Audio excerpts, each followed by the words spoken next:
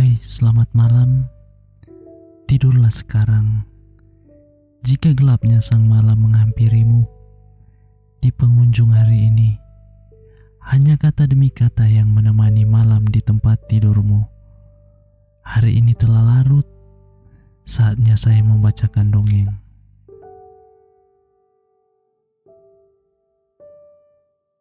Cerita yang pertama, asal-usul nama tokek.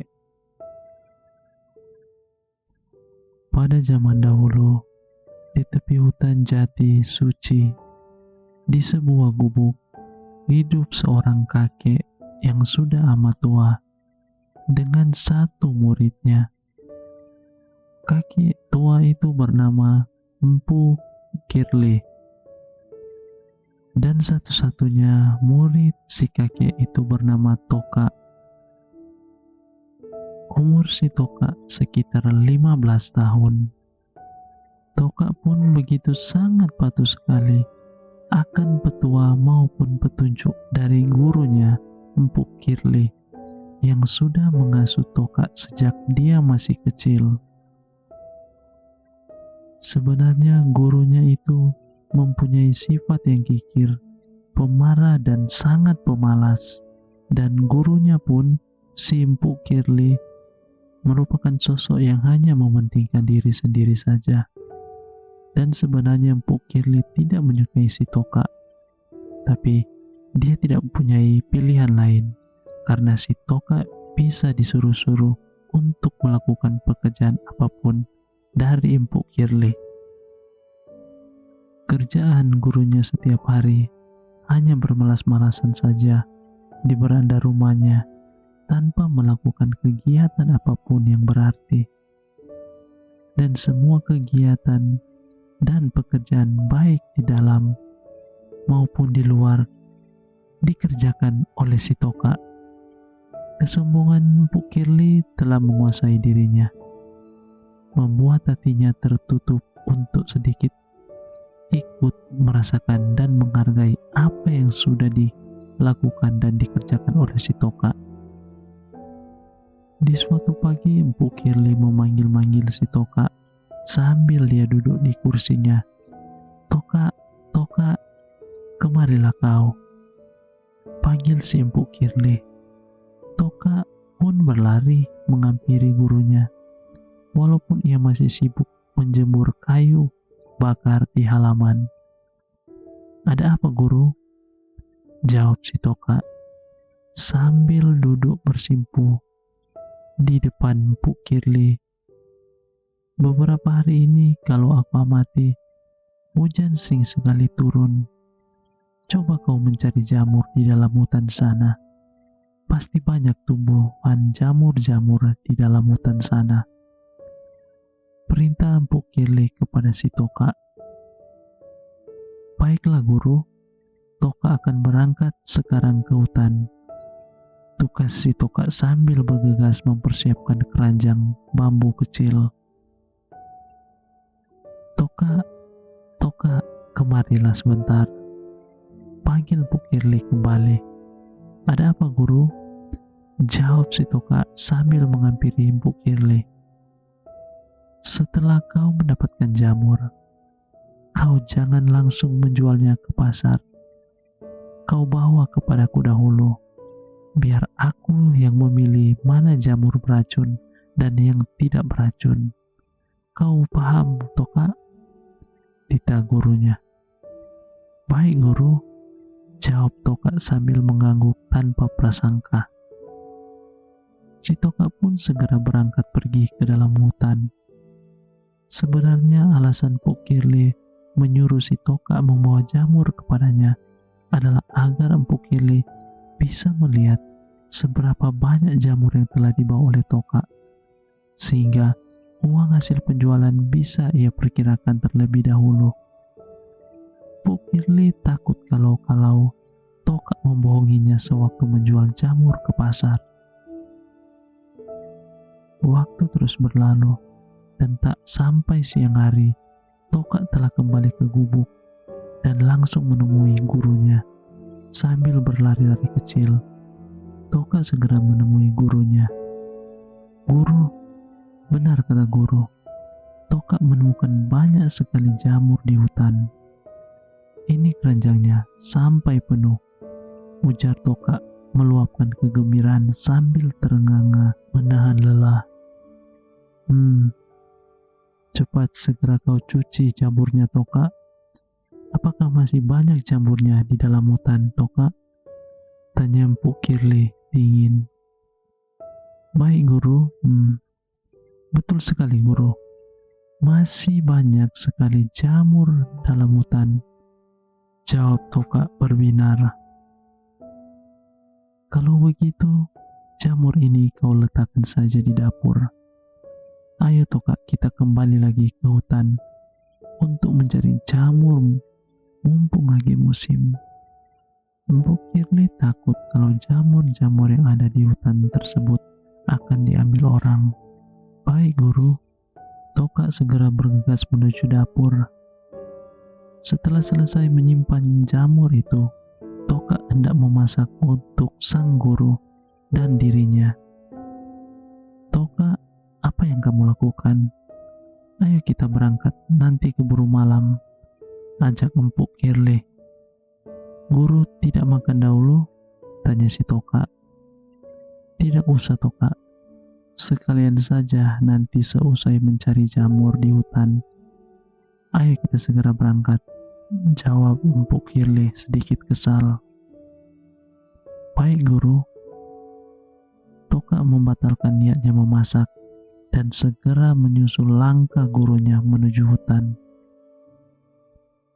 Selama pencarian, Toka hanya diizinkan untuk mengambil jamur-jamur yang kecil, sedang yang besar dimasukkan ke dalam keranjang yang dibawa oleh Empu Kirli. Si Toka tidak mengeluh. Meski perutnya perih menahan lapar yang kian menyerang, tak terasa waktu terus berjalan. Hari menjelang senja dan malam pun akan segera tiba. Empu Kirli tak peduli, meskipun malam semakin mendekat, ia terus asik memungut jamur-jamur yang bertebaran di hadapannya. Saking asiknya, hari pun tak terasa telah berganti malam. Empu Kirli pun tak menyadari bahwa Toka sudah meninggalkannya. Empu Kirli kebingungan mencari muridnya. "Toka, Toka, di mana kau Toka? Dasar kau anak tak tahu diuntung." Empu Kirli terus berteriak-teriak memanggil nama Toka. Karena suasana gelap, Empu Kirli tidak menyadari bahwa langkahnya semakin masuk ke dalam hutan. Dalam keputusasaannya, Empu Kirli akhirnya menemukan sebuah bangunan tua yang dilapiskan dinding kayu yang tebal. Meski gelap, Empu Kirli mengerti bahwa bangunan itu pasti megah dan mahal. Dengan langkah kaki terseok, Empu Kirli mendekati bangunan itu dan masuk ke dalamnya.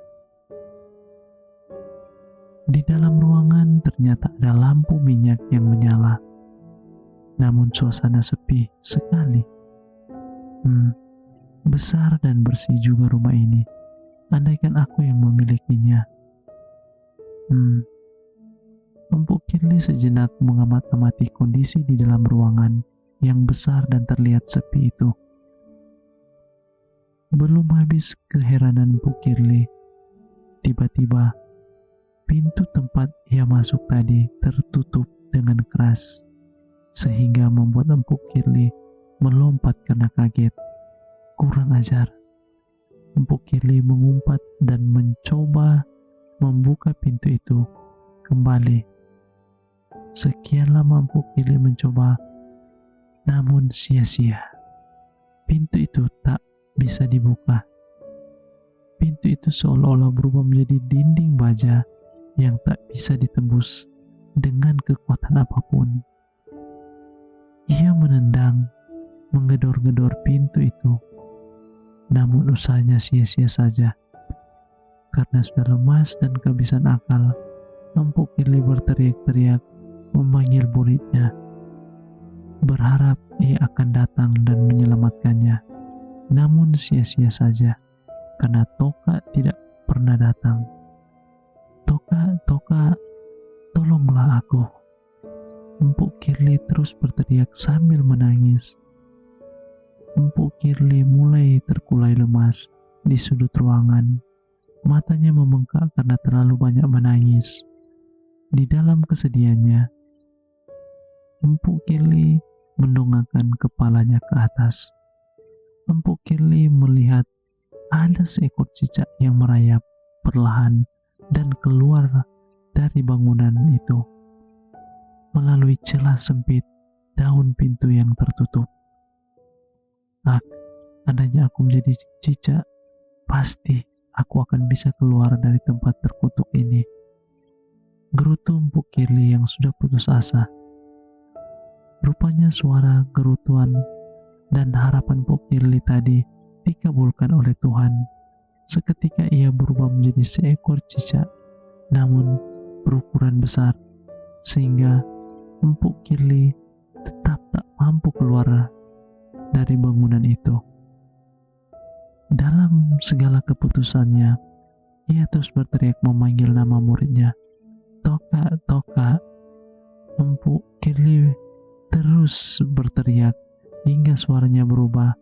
Bukan Toka lagi yang terucap, tapi suara yang keluar adalah Toke, Toke. Sejak itulah muncul nama Toke untuk menyebut nama cicak dengan ukuran besar.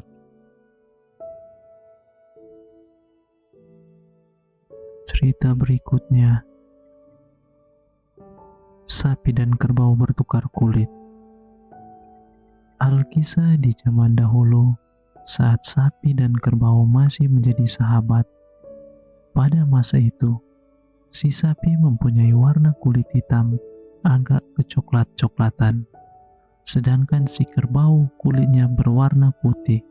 Dikisahkan pada suatu hari, di sebuah padang rumput yang hijau, datanglah seorang pendatang baru. Pendatang baru itu adalah banteng dengan tanduk yang besar juga, runcing dan dengan warna kulit hitam gelap, menjadikan si banteng itu tampak sangat gagah, sehingga para sapi betina di padang rumput itu sangat mengagumi si banteng.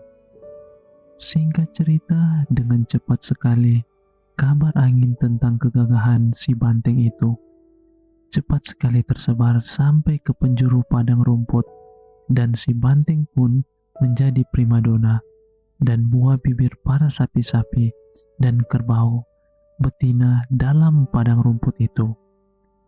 Si sapi jantan yang memiliki warna kulit hitam agak kecoklatan tidak terlalu memperdulikan tentang kabar yang menjadi buah bibir itu. Ia bersyukur karunia yang telah diberikan Tuhan kepadanya. Akan tetapi tidak begitu dengan si kerbau.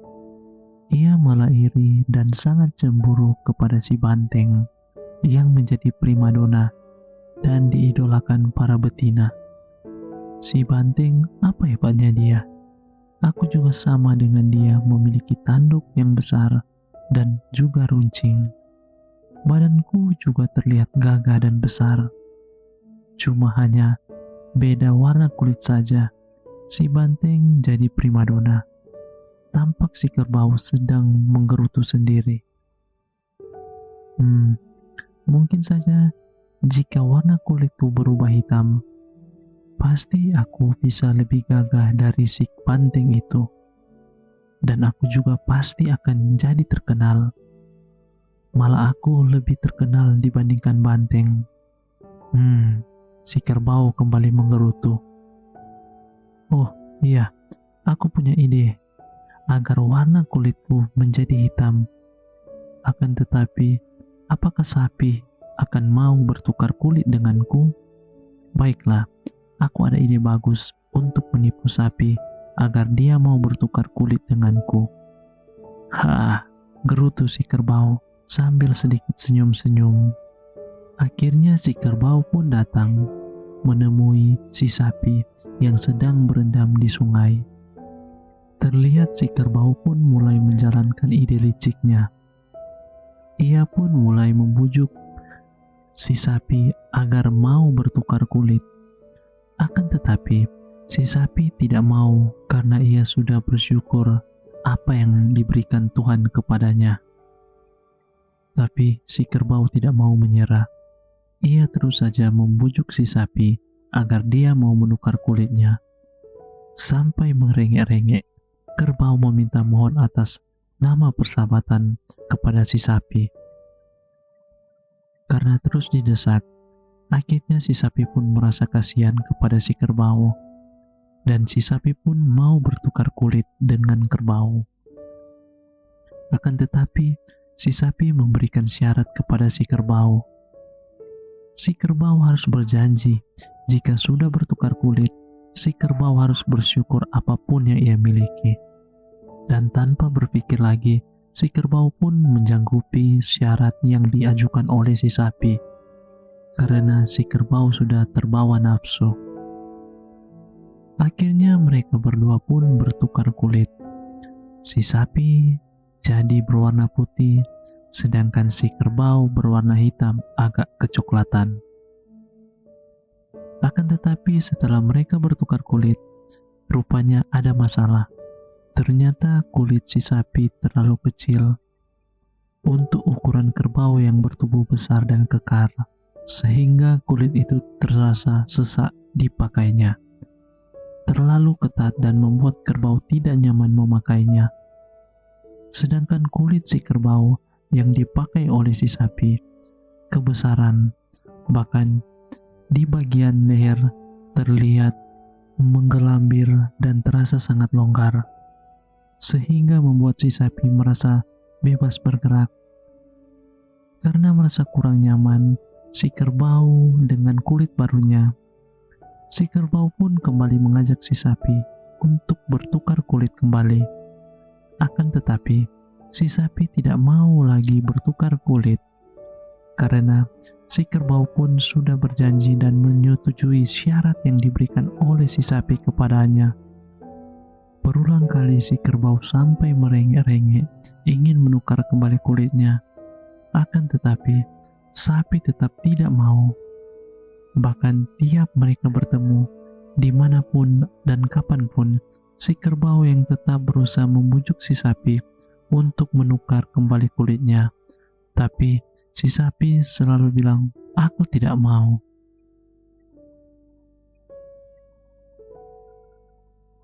Dongeng selanjutnya. Si anak katak hijau selalu menangis jika turun hujan. Pada zaman dahulu, diceritakan di sebuah kolam yang lumayan luas, tinggallah seekor anak katak hijau bersama ibunya. Si anak katak itu sangat nakal sekali, dan ia tidak pernah menuruti kata-kata dari ibunya. Jika ibunya menyuruh ia untuk ke gunung, ia malah pergi ke laut. Jika ibunya menyuruh pergi ke arah timur, ia malah pergi ke arah barat. Pokoknya, apapun yang diperintahkan ibunya, ia malah melakukannya dengan sebaliknya. Si ibu katak berpikir, apa yang harus aku perbuat kepada anak ini? Mengapa dia tidak seperti anak-anak yang lainnya yang selalu menuruti apa kata orang tua mereka? Pada suatu hari, si ibu katak hijau berkata, "Anakku, jangan kau pergi keluar rumah, sebab di luar sedang turun hujan, sangat deras. Kau bisa hanyut terbawa arus." Belum juga selesai ibunya berbicara, si anak katak itu sudah melompat keluar rumah dan sambil tertawa riang, "Hore, banjir, aku bisa bermain dengan sepuasnya." Tak henti-hentinya si ibu menasihati, bahkan sampai setiap hari si ibu menasihatinya. Akan tetapi, kelakuan anaknya telah semakin parah saja kenakalannya. Melihat kelakuan anaknya yang semakin nakal, membuat keseharian si ibu menjadi murung dan sedih. Dan akhirnya si ibu katak pun jatuh sakit. Semakin hari sakitnya kian parah saja, hingga suatu hari saat si ibu merasa tubuhnya semakin melemah, si ibu pun memanggil anaknya. "Anakku, aku rasa hidup ibu tidak akan lama lagi. Tolong dengarkan anakku. Jika ibumu ini mati, janganlah kau kuburkan aku di atas gunung. Kuburkanlah aku di pinggir sungai." Sebenarnya maksud si ibu ingin dikuburkan di atas gunung, akan tetapi karena anaknya selalu melakukan sebaliknya, si ibu pun berpesan kepada anaknya sebaliknya. Singkat cerita, akhirnya ibu katak itu pun meninggal. Anak katak itu menangis dan terus menangis dan menyesali semua kelakuannya. "Oh ibuku yang malang, mengapa aku tidak pernah mau mendengarkan kata-katamu? Sekarang engkau telah tiada, aku sudah membunuhnya." Si anak katak itu pun teringat pesan terakhir dari ibunya. "Aku selalu saja melakukan apapun yang dilarang oleh ibuku. Dan sekarang, untuk menebus semua kesalahanku, aku akan melakukan pesanmu yang terakhir itu dengan sebaik-baiknya." Si anak katak pun kemudian menguburkan ibunya di tepi sungai. Pada beberapa minggu kemudian, hujan turun dengan sangat lebatnya, membuat air sungai di mana anak katak itu menguburkan ibunya meluap. Si anak katak begitu khawatir dengan keadaan kuburan ibunya akan tersapu oleh air yang meluap, dan akhirnya ia pun memutuskan untuk pergi ke tempat ibunya dikubur dan mengawasinya. Sambil mengawasi kuburan ibunya, ia selalu memohon dan menangis di tengah-tengah hujan yang lebat itu. "Wahai sungai, jangan bawa ibuku pergi." Hingga saat ini, katak hijau akan selalu pergi ke sungai dan menangis setiap hujan. Cerita berikutnya, asal mula rumah siput. Pada dahulu kala, siput tidak mempunyai cangkang. Pertama kali siput tinggal di sebuah sarang burung yang sudah ditinggalkan oleh si induk burung di atas pohon. Dia pun merasa nyaman dan tenang tinggal di sarang burung itu. Ketika terasa sejuk oleh daun-daun pepohonan, jika saat terik di siang hari, akan tetapi bekas sarang burung yang ditinggali siput tidak bisa menghalangi air hujan. Ketika hujan datang, dia pun merasa kedinginan dan basah saat hujan datang. Kemudian si siput pun pergi mencari tempat tinggal yang baru yang bisa melindunginya dari tetesan air hujan. Ia pun menemukan sebuah lubang yang ada di batang pohon. "Mungkin ini adalah tempat yang cocok untukku jadikan rumahku. Karena jika saat terik di siang hari aku akan terlindung, dan bahkan saat hujan turun, walau sangat deras, aku tidak akan kebasahan dan kedinginan." Begitu pikir si siput di dalam hatinya, menjadikan lubang di pohon itu menjadi rumah siput, dan akhirnya si siput pun masuk ke dalam lubang di batang pohon itu. Singkat cerita, di suatu hari yang cerah, datanglah seekor burung pelatuk. Si burung pelatuk terus mematuk batang pohon dekat dengan lubang yang di tempat si siput. Si siput pun menjadi terganggu dan ia tidak bisa tidur karena berisik mendengar si burung pelatuk yang sedang membuat lubang. Hatinya pun sangat jengkel dan akhirnya si siput pun keluar dari lubang batang pohon dan dia pun pergi mencari tempat tinggal selanjutnya. Menjelang hari mulai sore, si siput menemukan sebuah lubang di tanah. Kelihatannya hangat jika malam nanti datang, pikir si siput. Si siput pun mulai membersihkan lubang dan ia memutuskan untuk tinggal di dalamnya. Saat mulai datang malam, ternyata banyak tikus-tikus yang menggali tanah dari segala arah dan akhirnya merusak rumah si siput. Apa boleh buat? Ia pun pergi meninggalkan lubang di tanah itu untuk kembali mencari tempat baru. Ia terus berjalan dan tiba di tepi pantai yang penuh dengan batu karang. Nah, mungkin itu yang cocok untukku. Di sela-sela batu karang itu bisa menjadi rumahku. Tempat itu bisa melindungi aku dari panas matahari dan hujan. Tidak ada burung pelatuk yang mematuk karang ini, dan si tikus pun tidak akan mampu menggali untuk membuat lubang di batu. Sorak si siput merasa senang. Si siput pun akhirnya tinggal dan beristirahat di sela-sela batu.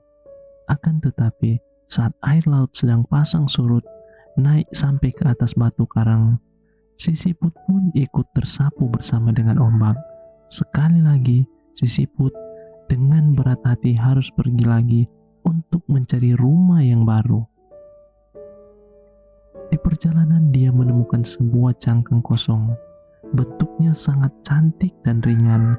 Karena lelah dan kedinginan, si siput pun masuk ke dalam cangkang tersebut. Si siput merasa hangat dan nyaman, dan dia pun bisa tidur dengan senang di dalamnya. Pagi menjelang, dia terbangun dan menyadari bahwa dia telah menemukan rumah yang terbaik untuk dirinya. Cangkang ini sangat cocok untukku. Aku tidak akan kepanasan dan aku tidak perlu lagi cepat-cepat pulang jika turun hujan.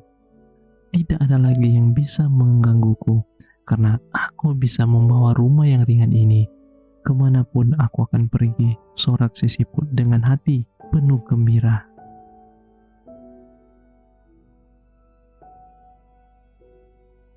Dongeng berikutnya, Pesta Beruang. Dahulu kala, ada seorang lelaki tua yang tinggal di Alaska. Dia tampak terlihat sedih. Semua teman dan keluarganya telah lama pergi. Dia mulai bertanya-tanya, apakah dia harus meninggalkan desa dan memulai hidup baru di tempat lain? Jika aku tinggal di tempat baru, setidaknya aku tidak akan berada di sekitar semua kenangan ini lagi, pikirnya. Tetapi dia juga khawatir jika aku mendayung ke desa lain dan orang-orang di sana melihat bahwa aku sendirian, mereka mungkin berpikir bahwa aku melarikan diri dari desa asalku karena aku dituduh melakukan sesuatu yang memalukan. Sebaliknya, dia berpikir bahwa ia akan pergi dan tinggal di hutan sendirian. Pria malang itu sangat sedih. Bepergian sendirian di hutan, dia benar-benar berpikir untuk pergi ke sarang beruang dan membiarkan beruang tersebut membunuhnya lalu memakannya. Sarang beruang berada di tepi sungai Salmon yang besar. Lalu dia pergi ke sungai itu pagi-pagi sampai dia menemukan jejak beruang dan dia berbaring di ujungnya. Dia berpikir bahwa ketika beruang keluar di sepanjang jalan ini, mereka akan menemukannya dan itu akan menjadi akhir dari hidupnya. Perlahan-lahan saat dia berbaring di sana, dia mendengar suara langkah kaki di semak-semak. Kemudian sejumlah beruang yang besar datang. Beruang terbesar memimpin beruang lainnya. Kemudian orang tua itu menjadi takut. Tiba-tiba dia menyadari bahwa dia tidak ingin mati sia-sia. Saat pemimpin beruang datang kepadanya, lelaki tua itu berdiri. Dia berkata, "Aku datang untuk mengundang kalian ke pesta." Pada saat itu, bulu pemimpin beruang berdiri tegak dan tampak seperti akan menerkamnya. Orang tua itu berpikir bahwa dia pasti akan mati, tetapi dia berkata lagi, "Aku datang untuk mengundang kalian ke pesta. Tetapi jika kalian ingin membunuhku, aku rela mati. Aku hidup hanya sendiri dan aku telah kehilangan semua keluarga dan teman-temanku." Segera setelah dia mengatakan hal itu, sang beruang yang memimpin berbalik dan menggeram kepada beruang yang mengikutinya. Kemudian kelompok mereka kembali berbalik arah ke tempatnya. Setelah beberapa saat, pria itu berbalik dan berjalan menuju desanya dengan sangat cepat. Dia bertanya-tanya, apakah beruang sebesar itu telah memberitahu beruang di belakangnya untuk kembali bersiap-siap karena mereka diundang ke pesta. Ya, kalau begitu, lebih baik aku bersiap-siap untuk membuat pesta, pikir lelaki tua. Sesampainya di rumah, ia mulai membersihkan diri. Dia mengambil pasir di sekitar perapian dan menggantinya dengan pasir yang bersih. Kemudian dia pergi untuk mengambil kayu. Ketika dia memberitahu orang lain di desanya dan apa yang dia lakukan, mereka semua sangat kaget dan ketakutan. Mereka berkata, "Apa yang membuatmu melakukan hal seperti itu? Beruang adalah musuh kita. Kita semua tidak ingin beruang itu berada di rumahmu." Ketika lelaki tua itu kembali ke rumah, dia melepas bajunya dan mengecat dadanya. Dia meletakkan garis-garis merah di otot lengan atasnya, lalu di atas jantungnya, dan satu lagi di bagian atas dada. Pagi-pagi sekali, setelah dia bersiap-siap, dia berdiri di luar pintu menunggu kedatangan kelompok beruang. Akhirnya, dia melihat mereka di ujung sungai, dipimpin oleh beruang besar yang sama, yang merambut putih ujungnya. Namun ketika penduduk desa lain melihat beruang itu, mereka sangat ketakutan, sehingga mereka mengurung diri di rumah. Tapi lelaki tua itu berdiri di depan pintu rumahnya untuk menerima tamunya. Dia mengajak semua beruang ke dalam rumahnya dan memberi mereka tempat duduk dan sisanya di sekelilingnya. Pertama, dia menyajikan nampan besar berisi cranberry yang diawetkan dengan minyak. Beruang besar itu seperti mengatakan sesuatu kepada teman-temannya. Dan begitu dia mulai makan, yang lain mulai makan juga. Mereka mengawasinya dan melakukan apapun yang dilakukan. Tuan rumah mengikutinya dengan hidangan salmon, dengan taburan gulma, semanggi, dan dandelion di atasnya. Kemudian hidangan daging rusa dengan kacang pinus. Untuk hidangan penutup, raspberry dengan madu. Setelah mereka selesai makan, beruang besar itu berbicara dengan tuan rumahnya, si lelaki, untuk waktu yang sangat lama, seolah-olah pemimpin beruang itu sedang memberikan pidato ataupun nasihat. Ketika selesai, pemimpin beruang menjilat cat yang ada di tengah dadanya, dan masing-masing beruang lainnya pun secara bergilir melakukan hal yang sama.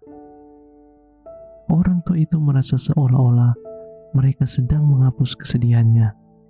Sehari setelah semua itu terjadi, beruang terkecil kembali ke rumah lelaki tua itu dalam wujud manusia dan berbicara dengan lelaki tua itu. Sebenarnya ia terlahir sebagai manusia, tetapi dia ditangkap dan diadopsi oleh beruang. Beruang kecil ini bertanya kepada lelaki tua itu, "Apakah kamu mengerti apa yang dikatakan pemimpin beruang?" Dan lelaki tua itu menjawab, "Tidak." Lalu sang manusia beruang berkata, "Dia memberitahumu bahwa dia berada dalam kondisi yang sama denganmu. Dia juga sudah tua dan telah kehilangan semua temannya. Dia telah mendengar tentangmu sebelum dia melihatmu. Dia juga tahu rasanya ditinggal oleh keluarga dan teman-teman terdekatnya." Lelaki tua itu bertanya kepada sang manusia beruang, "Mengapa pada saat dia kesini tidak memberitahuku?" Manusia beruang menjawab, "Dia tidak diizinkan untuk berubah menjadi bentuk manusianya dan berbicara bahasa aslinya saat berada di sekitar beruang lainnya. Setelah itu, saat seluruh penduduk desa mengadakan pesta, mereka selalu mengundang beruang besar ke pesta mereka, dan sejak saat itu, mereka yang dahulunya musuh kini akan menjadi teman seperti yang dilakukan lelaki tua dengan pemimpin beruang.